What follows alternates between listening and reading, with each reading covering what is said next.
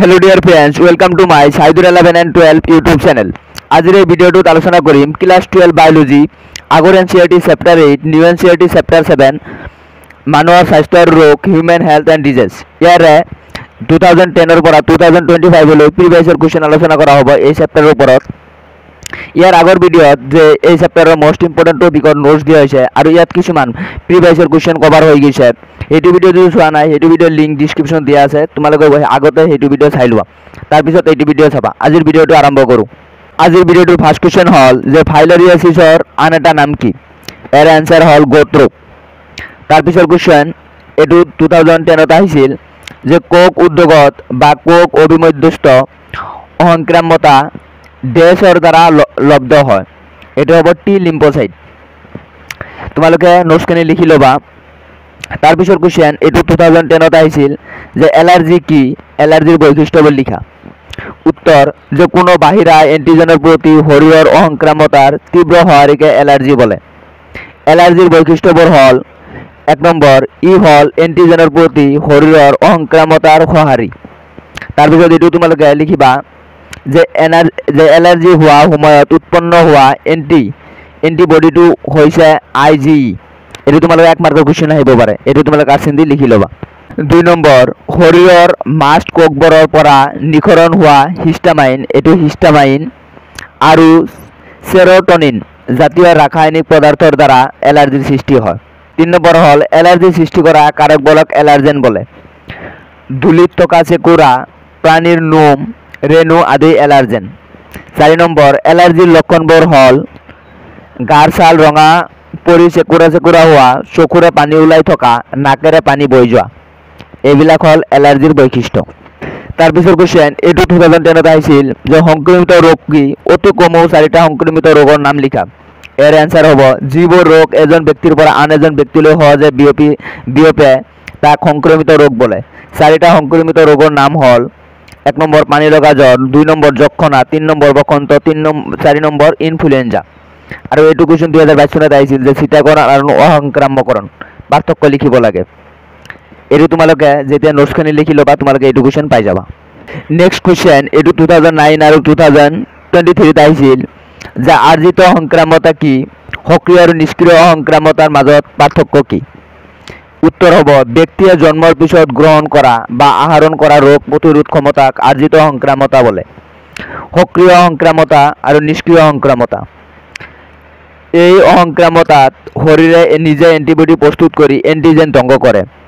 এই অসংক্ৰাম্যতাত readymade antibody শৰীৰত সুমুৱাই দি এণ্টিজেন ধ্বংস কৰা হয়। 2 নম্বৰ যে ইয়াৰ প্ৰভাৱ দীৰ্ঘদিন থাকে, ইয়াৰ প্ৰভাৱ কম সময়তে শেষ হৈ যায়। 3 নম্বৰ পাৰ্থক্য সক্ৰিয় সংক্ৰাম্যতাত স্মৃতিকোষ সৃষ্টি হয়, নিষ্ক্ৰিয় সংক্ৰাম্যতাত স্মৃতিকোষ সৃষ্টি নহয়। নেক্সট কুৱেশ্চন এইটো 2009 আৰু 2011ত আহিছিল যে কোষ ৰোগৰ কাৰক হ'ল ডেছ, এইটো হ'ব মাইকোবেক্টেৰিয়াম লেপ্ৰি। তোমালোকে বহুতে ভাবিবা যে লং কুৱেশ্চন পঢ়িলে MCQ কুৱেশ্চন যিহেতু মই নাপাম, MCQ কুৱেশ্চন কমন নপৰিব। তোমালোকে এই নোটছখিনি লিখি লৈ তোমালোকে ৰিভিজন কৰি থাকা আৰু MCQ কুৱেশ্চন এখন বুক ল'বা আৰু প্ৰেক্টিছ কৰিবা, তেতিয়া তোমালোকে A to Z এইখিনি যদি নোটছ যদি তোমালোকে পঢ়া তোমালোকে MCQ কুৱেশ্চন সলভ কৰিব পাৰিবা। তাৰপিছৰ কুৱেশ্চন হ'ল এইটো 2011ত আহিছিল যে চিটাকৰণ কি আৰু ই কিয় প্ৰয়োজনীয়? এনচাৰ যে ব্যক্তিৰ শৰীৰত বেজীৰে মৃত, দুৰ্বল বা সামান্য পৰিমাণৰ এণ্টিজেন সোমাই দি এণ্টিবডি প্ৰস্তুত কৰাকে চিটাকৰণ বোলে। চিটাকৰণ অতি প্ৰয়োজনীয়। চিটাকৰণৰ দ্বাৰা বিভিন্ন ধৰণৰ মাৰাত্মক ৰোগৰ পৰা ৰক্ষা পাব পাৰি। শিশু অৱস্থাত কলেৰা, টাইফয়েড, পলিঅ', টিটেনাছ, সৰু আই আদি ৰোগৰ চিটা দিলে ভৱিষ্যতে তেনে ৰোগৰ হোৱাৰ সম্ভাৱনা নাথাকে। নেক্সট কুৱেশ্চন এইটো 2012ত আহিছিল যে এমিবিঅ ৰোগৰ কাৰক হ'ল ডেছ, এটা হ'ব এণ্টামিমা ইষ্ট লাইটিকা। তাৰপিছৰ কুৱেশ্চন এইটো 2012 আৰু 2015ত আহিছিল যে টাইফয়েড ৰোগ ডেছ পৰীক্ষাৰ দ্বাৰা নিৰ্ণয় কৰা হয়। উইডেল টেষ্টৰ দ্বাৰা পৰীক্ষাৰ দ্বাৰা নিৰ্ণয় কৰা হয়। নেক্সট কুৱেশ্চন এইটো 2012ত আহিছিল যে অসংক্ৰাম্যকৰণৰ গুৰুত্ব কি? এনচাৰ হ'ব অসংক্ৰাম্যকৰণৰ আজিকালি যথেষ্ট গুৰুত্ব আছে। এই পৰীক্ষাৰ দ্বাৰা কৃত্ৰিমভাৱে ব্যক্তিৰ দেহত মৃত দুৰ্বল বা কম পৰিমাণৰ অণুজীৱ দেহৰ ভিতৰত সোমাই দিয়া হয় যাতে এইখিনি বীজাণুৱে ৰোগ সৃষ্টি কৰিব নোৱাৰে, কিন্তু ইয়াক চিনাক্ত কৰি এণ্টিবডি প্ৰস্তুত কৰিব পাৰে। যাতে শৰীৰত সঁচাকৈ বীজাণু আক্ৰমণ হ'লে এণ্টিবডিয়ে শৰীৰক ৰক্ষা কৰিব পাৰে। শিশুসকলক বিভিন্ন ধৰণৰ সংক্ৰামক ৰোগ যেনে কলেৰা, টাইফয়েড, টিটেনাছ, সৰু আই, পলিঅ', টিটেনাছ আদিৰ বিৰুদ্ধে ছিটা দিলে ভৱিষ্যতে তেনে ৰোগৰ সম্ভাৱনা নাথাকে। নেক্সট কুৱেশ্যন, এইটো 2022 আহিছিল যে গোট ৰোগ বা ফাইলেৰিয়াছিছ ডেছৰ দ্বাৰা হয়।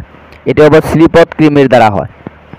নেক্সট কুৱেশ্যন, 2013 আহিছিল যে প্ৰত্যেকৰে এটাকৈ উদাহৰণ দিয়া, প্ৰতিজনক আৰু প্ৰতিদেহৰ সংজ্ঞা লিখা। প্ৰতিজনক কোনো ব্যক্তিৰ দেহত ৰোগ, এলাৰ্জি আদি সৃষ্টি কৰিব পৰা পদাৰ্থক প্ৰতিজনক বোলে।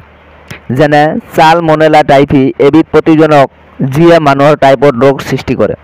2 নম্বৰ, প্ৰতিদেহ যে প্ৰতিজনকবোৰক ধ্বংস কৰিবলৈ শৰীৰৰ অসংক্ৰাম্য তন্ত্ৰই প্ৰস্তুত কৰা প্ৰটিনজাতীয় পদাৰ্থক প্ৰতিদেহ বোলে, যেনে IgA, যিটো তোমালোকে আয়ৰ অলপ তলত দিবা আৰু এইটো আয়ৰ শাৰীত থাকিব। নেক্সট কুৱেশ্যন, এইটো 2014 আহিছিল যে বিনাইন আৰু মেলিগনেণ্ট টিউমাৰৰ মাজত পাৰ্থক্য লিখা। ইয়াৰে এনচাৰ চোৱা যে benign tumour, malignant tumour. 1 number, এই টিউমাৰ এটা নিৰ্দিষ্ট স্থানত সীমাবদ্ধ থাকে। ই নিৰ্দিষ্ট ঠাইত সীমাবদ্ধ নাথাকে, ওচৰে পাজৰে থকা কলাবোৰক আক্ৰমণ কৰে।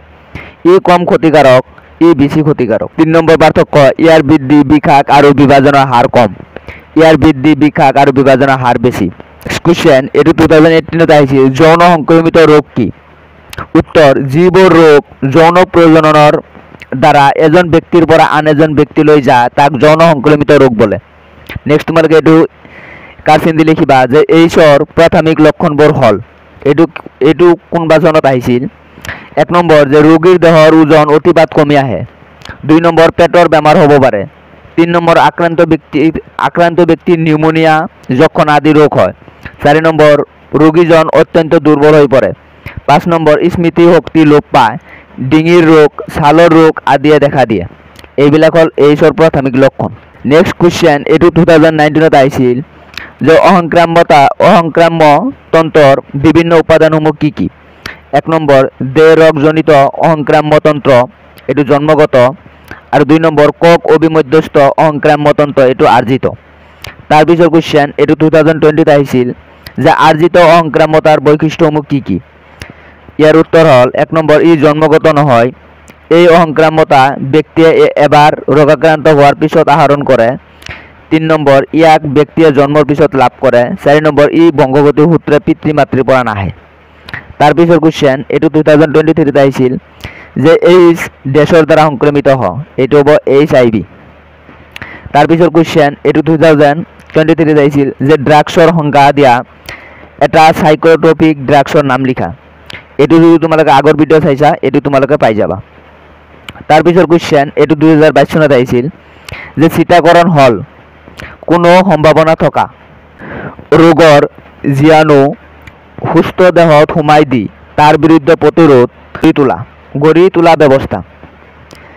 আনহাতে অসংক্ৰাম্যকৰণ হ'ল যিকোনো উপায়ে ৰোগ প্ৰতিৰোধ ব্যৱস্থা গঢ়ি তোলা। এইটো ভিডিঅ'ত 2010 পৰা 2023 লৈ মানে যিমানবোৰ কুৱেশ্যন মানে আলোচনা কৰিলোঁ এইবিলাক আহিছে। আৰু তোমালোকে 2024 আৰু 2025 কুৱেশ্যন তোমালোকে নিজে চাবা যে মই যিখিনি নোটছ দিছোঁ ইয়াৰ পৰা কমন পৰিছে নে নাই। তোমালোকে কমেণ্ট কৰিবা 2024 আৰু 2025 কুৱেশ্যন পেপাৰ চাই কমেণ্ট কৰিবা, চেপ্টাৰ ৱাইজ চাবা আৰু মোৰ নোটছখিনিৰ পৰা কমন পৰিছে নে নাই তোমালোকে কমেণ্ট কৰি জনাবা। আৰু নেক্সট ভিডিঅ' মষ্ট ইম্পৰ্টেণ্ট কুৱেশ্যনৰ ওপৰত এইটো চেপ্টাৰৰ ওপৰত আহি আছে, তাৰ কাৰণে চেনেলটো ছাবস্ক্ৰাইব কৰি লোৱা আৰু যিমান পাৰা ভিডিঅ'টোত লাইক কৰা, তেতিয়া মই উৎসাহ পাম। Thank you all of U.